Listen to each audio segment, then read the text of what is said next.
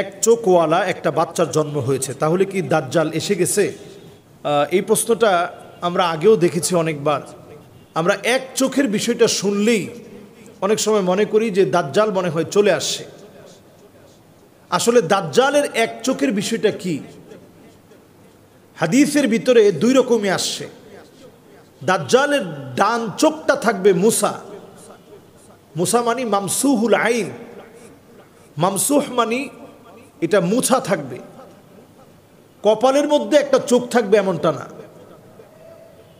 দাজ্জালের দুই চোখের ভিতরে একটা চোখ থাকবে মামসুহুল আইন, একটা চোখ থাকবে মুছা। মুসা এর অর্থ কি?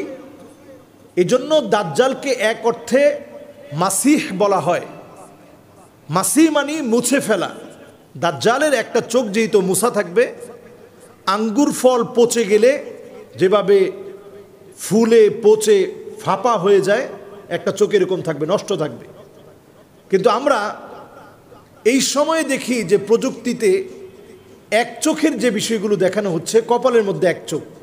দাজ্জালের কপালের মধ্যে এক চোখ থাকবে না, কপালের মধ্যে কাফা র লেখা থাকবে, অথবা কাফের লেখা থাকবে, অথবা তিনটা অক্ষর আলাদা আলাদা লেখা থাকবে, কাফ ফা র। প্রত্যেকটা মুমিন অশিক্ষিত হলেও এই অক্ষরগুলো দেখেই পড়তে পারবে যে এটাই সেই দাজ্জাল। নবীজি সাল্লাল্লাহু আলাইহি ওয়াসাল্লামের জামানায় ইহুদির একটা সন্তান, সে অনেক বিষয় কেমন যেন বলে ফেলতে পারত। ওমর রাদিয়াল্লাহু তাআলা আনহু নবীজি সাল্লাল্লাহু আলাইহি সাল্লামের কাছে এই বিষয়টা যখন বললেন, নবীজি সাল্লাল্লাহু আলাইহি ওয়াসাল্লাম গেলেন এই ছেলের কাছে এবং তাকে বলা হলো যে বলো তো দেখি এখন আমার কাছে কি আসতেছে। তখন সেই ইহুদির সন্তান বলে ফেলল আর দুঃখ। সূরা দোখান তখন নাজিল হচ্ছিল। আর দুঃখ যখন বলে ফেলেছে, নবীজি সাল্লাল্লাহু আলাইহি সাল্লাম তার বুকের মধ্যে মৃদু করে এইভাবে আঘাত করলেন এবং আঘাত করে বললেন যে তোর কাছে সত্য আসে, মিথ্যাও আসে। দাজ্জাল সত্য মিথ্যা মিশ্রিত। এজন্য হাদিসের মধ্যে বারবার বলা হয়েছে লা তাকুমুস সাআহ, ততদিন পর্যন্ত এই পৃথিবী শেষ হবে না। সালাসুনা দাজ্জালুনা কাযাবুন, মিথ্যাবাদী 30 জন দাজ্জালের আবির্ভাব যতদিন পর্যন্ত না হবে ততদিন পর্যন্ত এই দুনিয়া আল্লাহ শেষ করবেন না। এই পৃথিবীতে অনেক মিথ্যাবাদীর আবির্ভাব হয়েছে, যেমন গোলাম আহমেদ কাদিয়ানি এক মিথ্যাবাদী। মির্জা গোলাম আহমেদ কাদিয়ানি মিথ্যুক এই মিথ্যাবাদীর পৃথিবীতে আগমন, এটাও এক প্রকার দাজ্জালের আগমন। নবীজি বলেছেন 30 জন মিথ্যাবাদীর আগমন হবে। এই 30 জন মিথ্যাবাদীর মধ্যে মুসাইলামাতুল কাযযাব সহ এই পর্যন্ত অনেক মিথ্যাবাদীর আবির্ভাব হয়ে গেছে। এক চোখ দেখলেই কাউকে আমরা দাজ্জাল বলতে পারি না। এক চোখের ডিউরেশন দেখে আমরা কাউকে দাজ্জাল বানাতে পারি না।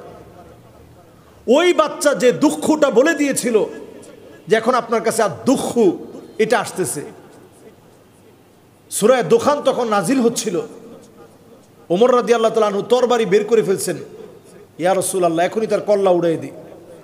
আল্লাহ রাসূল সাল্লাল্লাহু আলাইহি সাল্লাম বললেন না, যদি সে দাজ্জাল হয় তুমি তাকে মারতে পারবে না। যদি দাজ্জাল হয় তুমি তারে হত্যা করতে পারবে না, তারে হত্যা করবে ঈসা আলাইহিস সালাতুস সালাম। কাজে তুমি তারে মারতে পারবে না, ছুরি চালায় কোনো লাভ হবে না। তো তখন তিনি থেমে গেলেন। ঈসা আলাইহিস সালাতুস সালাম এসে দাজ্জালকে হত্যা করবে। দাজ্জাল আসবে ঠিক কখন? দাজ্জাল আসবে ইমাম মাহদী আলাইহিস সালাতুস সালামের 6 বছর পরে তার আত্মপ্রকাশ ঘটবে। দাজ্জালের ব্যাপারে সমস্ত নবী আম্বিয়া আলাইহিমুস সালাম কিছু কমন কথা বলেছেন, দাজ্জালের কাছ থেকে পানাও চেয়েছেন।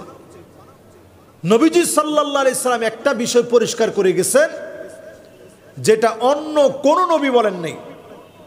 নবীজি সাল্লাল্লাহু আলাইহি সাল্লাম বলছেন দাজ্জাল হবে আওয়ার। আওয়ার মানে অন্ধ।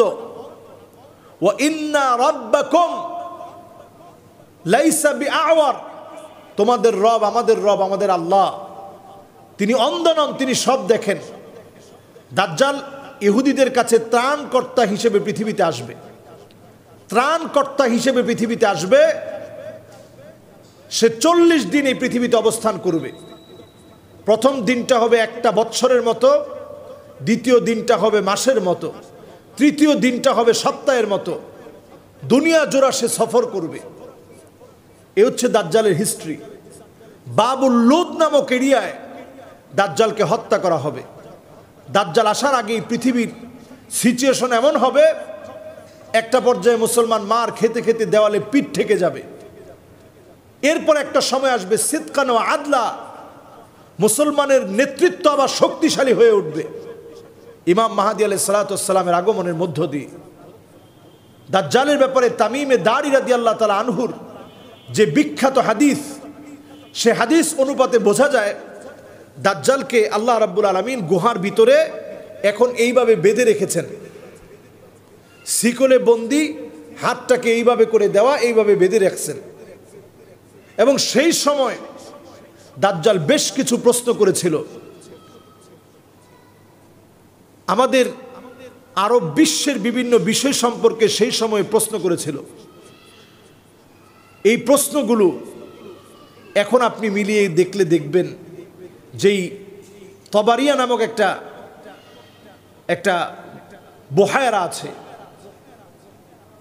বহায়রা তবারিয়া নামক একটা বহায়রা বা একটা ছোট সমুদ্র আছে, একটা বিরাট খালের মতো আছে, যেটা শুকিয়ে গেছে কিনা সেই সময় প্রশ্ন করা হয়েছিল। কিন্তু সেই সময় কিন্তু শুকিয়ে যায়নি, এখন কিন্তু শুকিয়ে যাচ্ছে।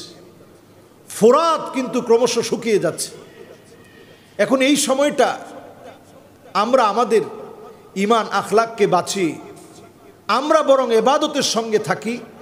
দাজ্জাল কখন আসতেছে, এই বাচ্চাটা দাজ্জাল কিনা, এগুলো নিয়ে ব্যস্ত না থেকে বরং দাজ্জালের ফিতনা সর্বত্র চলছে, এর ভয়াবহতা থেকে নবী আম্বিয়া আলাইহিমুস সালাম বাঁচার জন্য চেষ্টা করছে।